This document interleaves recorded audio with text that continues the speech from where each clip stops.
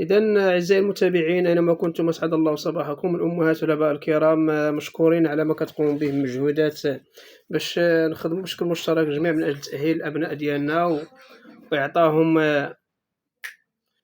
الآليات المعرفية باش يترفع المستوى المعرفي ديالهم إن شاء الله، وبالتالي يحصلوا على نقاط جيدة. اليوم إن شاء الله مستمرين دائما في إطار الحديث عن الحضارة المغربية اللي كنسموها سيفيليزاسيون ماروكان. كما كتشوفوا عندنا في الصورة جزء من مظاهر الحضارة المغربية اللي هو مثلا اللي كيتعلق بالعلم الوطني والشعار ديال البلد ديالنا وما إلى ذلك. كما كتشوفوا هنا عندنا لو فيفغ اونسومبل، العيش المشترك. عندنا الصورة كما كنلاحظوا هنا كما طلب مني أو طلب منا جميعا، قال لك نوم سو كو تو فوا، يعني سمي ما ترى. شنو كتشوف في هذه الصورة هذه؟ كما كنشوفوا عندنا هنايا لا دوفيز ناسيونال، يعني الشعار ديال الوطن ديالنا ديال البلد ديالنا اللي هو الله الوطن الملك. فوالا هو اللي كنسمعوه دائما في اخر اخر النشيد الوطني، كنقولوا لي من ناسيونال سو تيرمين بار ديو لا باتري لو روا. عندنا كنشوفوا لو درابو ماروكان avec sa couleur rouge et au centre il y a une étoile de couleur vert, voilà, d'une couleur verte.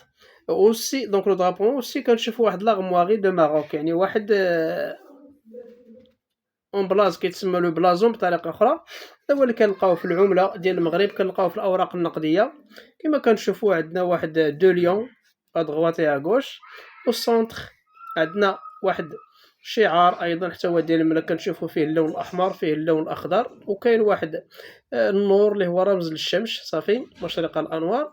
اون هو كنشوفوا واحد لا كورون اللي هي التاج ديال المملكه المغربيه.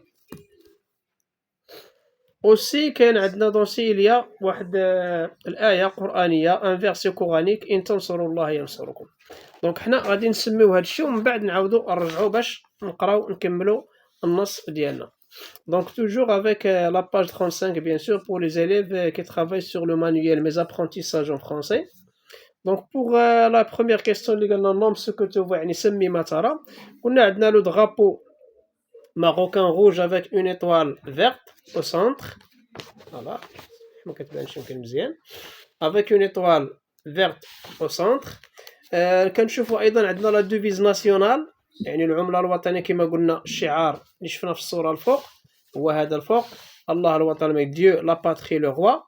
كونط اون شونط لي من ناسيونال، لما نغني او نردد النشيد الوطني ناسيونال اون اغاب ا ليكول، يعني في باللغه العربيه في المدرسه. لو شون يعني هذا النشيد هذا سو تيرمين بار سيت دوفيز، ينتهي دائما بهذا الشعار اللي هو الله الوطن الملك.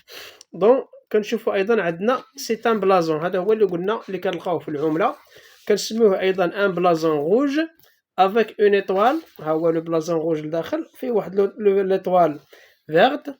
اون هو دو ليطوال اون فوا لو سولاي، يعني فوق هاد النجمه شنو كنشوفوا؟ كاين الشمس، فوالا لو سولاي. كنشوفوا دو ليون كما قلت لكم اسدين اليمين واليسار، اي ان فيرسي دو كورون واحد الصوره قرانيه، اي اون كورون اون هو كنشوفوا واحد تاج في الاعلى.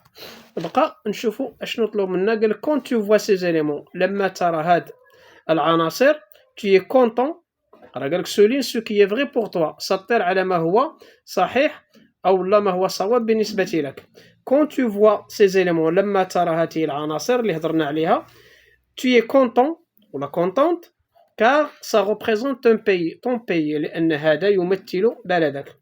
Quand tu vois ces éléments tu es fier, bien tu es fier de ton pays le Maroc. لما ترى هذه العناصر يقولك تشعر بالفخر أو تشعرين بالفخر ديال لبلدك. Quand tu vois ces éléments tu ne ressens rien. لما ترى هذه العناصر لا تحس بأي شيء. طبيعة الحال احنا قلنا souligner، قالك souligner ها هي souligner avec l'orange. Donc lorsque je vois ces éléments شنو كندير؟ اما كنقول je suis fier ولا كنقول البنت غتهضر je suis fier de mon pays. donc de ton pays، اشعر بالفخر والاعتزاز بالنسبة لبلدي. je retiens، شوفوا واش قالنا في je retiens. je suis fier، je suis fier الا كان المذكر غادي يهضر يقول je suis fier، كانت البنت غادي تقول je suis fier de tout ce qui représente ma civilisation. انا فخور او فخورة بكل ما يمثل حضارة بلادي. كيبقى لو بروجي دو كلاس. لو بروجي دائما كما العاده عندكم مظاهر الحضاره المغربيه. كاين نهضر على مون بيي بصفه عامه، شكون هو المغرب، فين كاين في الموقع الجغرافي ديالو، باش كيتميز اكسيتيرا. كاين لا كويزين ماروكان، طاجين، لو تي كما شفنا من قبل. كاين لي فيل ماروكان نهضر عليهم، كاين لي فيل امبيريال كما قلنا، وكاين المدن الحديثه، وكاين لي مونيمون هيستوريك يعني المآثر التاريخيه. من ضمنها كما كتشوفوا في الصوره ممكن نهضر على مسجد الحسن الثاني. اذا الى هنا اعزائي المتابعين والمتابعات يكون الدرس ديالنا بشكل خفيف وظريف قد انتهى. نتمنى يكون راكم ما تنساوش تخليو لنا الاعجاب والتعليقات ديالكم. ما تنساوش الخيرات في القناه ديالنا جميع اللي هي في النجاح الدراسي والمهني، اللي من خلالها دائما نحاول ونسعى ان نقدم محتوى هادف بعيدا عن التفاهه. اذا ما تنساوش كما قلت لكم تعاودوا تقراوا الدرس مره ثانيه وتنخرطوا في القناه، وما تنساوش كما قلنا توزعوها على اوسع نطاق بالنسبه للاصدقاء اللي كيوجدوا صعوبه في الولوج للمعلومه، او الله على الاقل تشرحوا لهم ما كاين. تحياتي لكم وشكرا على حسن الانصات، والى درس لاحق ان شاء الله.